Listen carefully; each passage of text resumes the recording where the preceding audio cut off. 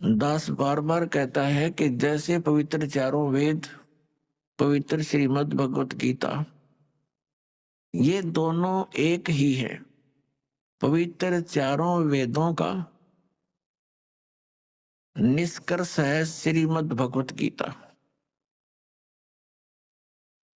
श्रीमद् भगवत गीता और वेद ये God given spiritual knowledge है, ये परमात्मा का दिया हुआ ज्ञान है।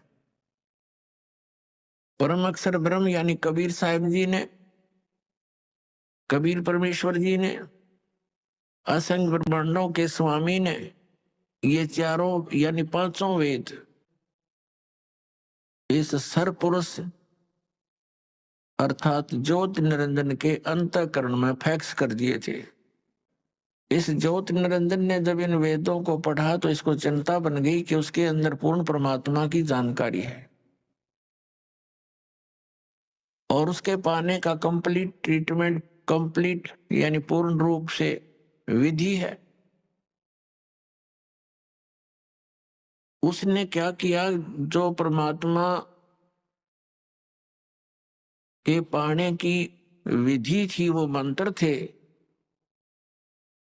वो उस पोर्शन को, उस भाग को, वेदों के उस भाग को नष्ट कर दिया और शेष जो भाग था वो हमें दे दिया, जिसको ऋषियों ने 4 विभागों में बांट लिया। नाम रखा ऋग्वेद, यजुर्वेद, सामवेद और अथर्ववेद। उस 5वें वेद के बिना हमारा मोक्ष नहीं।